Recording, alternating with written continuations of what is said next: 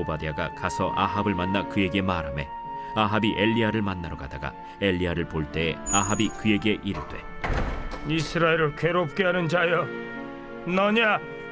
그가 대답하되 내가 이스라엘을 괴롭게 한 것이 아니라 당신과 당신의 아버지의 집이 괴롭게 하였으니 이는 여호와의 명령을 버렸고 당신이 바알들을 따랐습니다.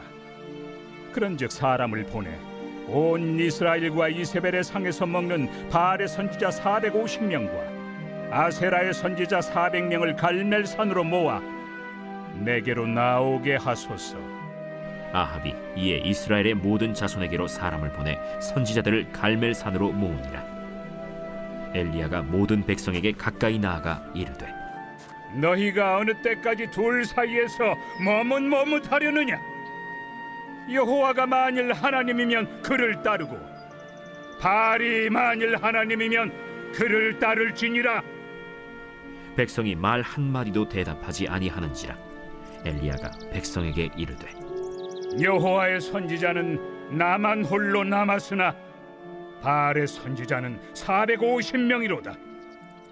그런즉 송아지 둘을 우리에게 가져오게 하고 그들은 송아지 한 마리를 택하여 각을 떠서 나무 위에 놓고 불은 붙이지 말며 나도 송아지 한 마리를 잡아 나무 위에 놓고 불은 붙이지 않고 너희는 너희 신의 이름을 부르라.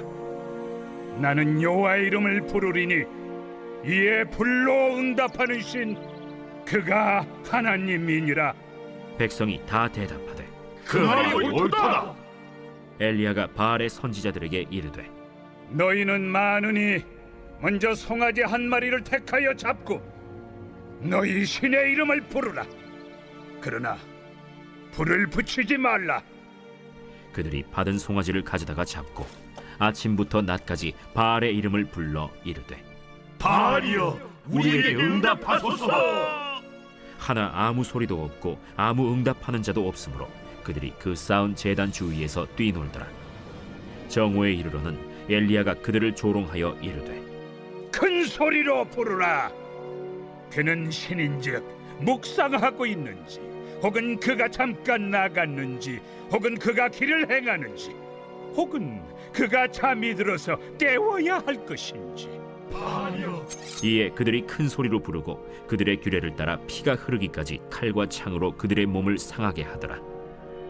이같이 하여 정오가 지났고 그들이 미친 듯이 떠들어 저녁 소재 들을 때까지 이르렀으나 아무 소리도 없고 응답하는 자나 돌아보는 자가 아무도 없더라. 엘리야는 BC 9세기에 활동했던 북이스라엘 왕국의 선지자입니다. 그 당시 왕은 아합 왕입니다. 이스라엘 역사에서 가장 사악한 왕입니다. 특별히 그의 아내 이세벨 왕비는 아주 표독스러운 여자였습니다. 원래는 이방 나라 베니게의 공주 출신인데 정략 결혼을 한 것입니다. 그녀가 시집을 올 때 우상을 잔뜩 안고 왔습니다. 바알신, 아세라신, 선지자들도 많이 데리고 왔습니다. 그러니까 왕궁부터 우상 숭배가 만연할 수밖에 없습니다. 그것이 흐르고 흘러 백성들 전체까지 번지고 있었습니다. 그 모습을 보시는 하나님의 마음이 얼마나 아팠겠습니까? 하나님이 기다리고 기다리다가 결국 진노하시고 비를 내려주지 않습니다. 수년 동안 그 고통이 지속이 되었습니다. 엘리야도 그 고통을 당했습니다. 그러다가 분노한 나머지 아합 왕을 찾아가 결투를 신청을 합니다. 왕이여 갈멜산으로 바알 선지자들을 보내주시오. 한번 결판을 내봅시다. 내가 믿는 여호와가 참 하나님인가 아니면 당신과 거짓 선지자들이 믿는 바알 신이 진짜 신인가 겨루어 봅시다. 어떻게 됩니까? 그 싸움에서 엘리야가 통쾌하게 승리하게 됩니다. 그 갈멜산 상에서 보여준 엘리야의 모습 얼마나 당당한 줄 모릅니다. 오늘 본문에 나오지요. 그 당당함은 어디에서 나온 것입니까? 엘리야 자신에게서 나온 것이 아닙니다. 인간적 자신감이 아니라 신앙의 확신에서 나온 것입니다. 열왕기상 18장 22절을 보니까 그가 얼마나 당당했는지 알 수 있습니다.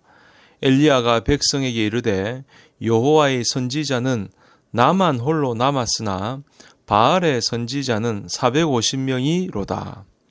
나는 혼자지만 당신은 450명. 그래도 괜찮다. 나는 이길 수 있다. 왜? 하나님이 살아계시니까. 그는 그렇게 신앙 고백을 하고 있는 것입니다. 그래서 엘리야는 먼저 제안을 합니다. 바알 선지자 너희들이 먼저 한번 해봐라. 제단을 쌓고 나무를 버려놓고 그 위에 송아지를 잡아서 올려놔라. 그리고 불은 붙이지 말라. 그리고 너희들은 열심히 기도해라. 만약 바알 신이 살아있는 신이라면 응답할 거 아니냐. 하늘에서 불이 떨어져 재물을 태우면 내가 믿어줄게. 그 다음에 내가 할게. 그래서 어느 쪽이 진짜인지 한번 결판을 내보자 라고 했던 것입니다. 그래서 바알 선지자들이 먼저 기도를 하죠. 그런데 깜깜무소식입니다. 그러니까 엘리야가 조롱을 합니다. 야, 너희 신이 자나보다 끼어라. 어디 마실 갔냐? 가서 찾아와. 그런데도 깜깜무소식입니다. 그러니까 화가 나고 흥분한 바알 선지자들이 광난을 합니다. 저녁이 다 되기까지 깜깜무소식입니다. 바알 선지자들이 무엇을 증명한 것입니까? 바알 신은 가짜, 헛개비 우상에 불과하다라는 것입니다. 오늘 29절의 마지막에 이런 말을 하고 있죠. 아무 소리도 없고 응답하는 자나 돌아보는 자가 아무도 없더라.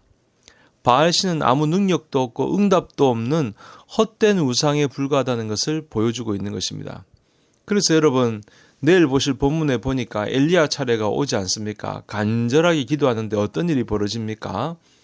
하늘에서 불이 떨어집니다. 얼마나 센 불이 하늘에서 떨어지는지 나무와 번제물과 돌멩이와 흙뿐만 아니라 흥건한 물까지 다 핥아버리게 되었던 것입니다. 이 모습을 지켜보던 백성들이 깜짝 놀라서 말을 하죠. 여호와 하나님은 참 하나님이시다. 엘리야가 그들에게 명령합니다. 저 바알 선지자들, 거짓 선지자들 다 잡아라. 기드론 시대로 끌고 갑니다. 거기서 다 처형을 하게 됩니다. 대승을 거둔 것이죠. 하나님의 능력으로 일어난 놀라운 기적이었습니다. 그뿐이 아니죠. 아합을 이끌고 산 꼭대기로 가지 않습니까? 아합 왕이여, 당신의 죄 때문에 이 땅에 몇 년 동안 비가 오지 않았습니다. 이제 하나님께서 비를 내리는 것을 봅시다. 그러면서 엘리야가 간절하게 기도하지 않습니까? 그러니까 어떤 일이 벌어집니까? 41절에 보니까 큰 빗소리가 있나이다. 이거는 비가 쏟아지기 전에 한 말입니다. 비가 오기 전에 비가 쏟아진다고 한 것입니다. 무슨 소리일까요? 확신입니다. 확신. 엘리야가 기도하다가 하나님께 응답받고 확신을 얻은 겁니다. 그래서 당당하게 이야기를 한 것이죠. 큰 빗소리가 벌써 납니다. 갑시다. 우리가 기도하면 반드시 비를 내려 주십니다. 그러니까 확신 가운데 있었다는 겁니다. 결국 어떻게 됩니까? 45절에 보니까 큰 비가 내리는지라. 비가 억수로 쏟아지는 기적이 일어나게 된 것입니다. 여러분, 이러한 놀라운 기적은 바로 엘리야가 확신 가운데 이루어졌다는 사실이죠. 여기까지만 보면요, 엘리야는 정말 놀랍습니다. 위대하다, 놀랍다라고 평가할 수 있습니다. 그런데 여러분, 19장으로 넘어가면 엘리야가 완전히 딴판입니다. 엘리야가 헤매고 있으며 슬럼프에 빠져 있습니다.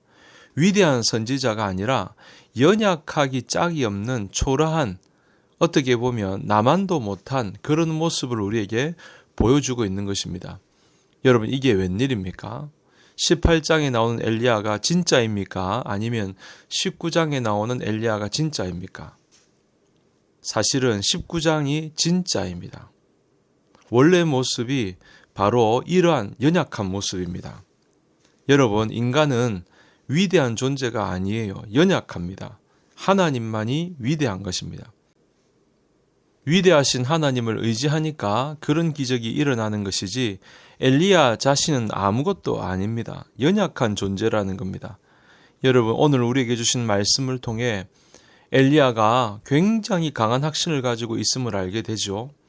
그것은 자신에게서 나온 것이 아니라 하나님을 믿는 믿음에서 나온 것입니다. 하나님을 바라보는 믿음에서 나오는 것입니다. 만약 하나님에게서 시선을 떼어버리면 그 순간 믿음이 사라지는 것을 보게 되죠.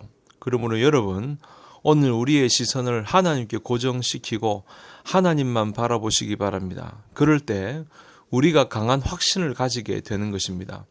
하나님이 우리와 함께 하시는 것을 보게 되는 것입니다. 오늘도 우리가 하나님을 바라보는 그 믿음을 통하여 강한 확신 가운데 승리할 수 있기를 주님 이름으로 축원합니다.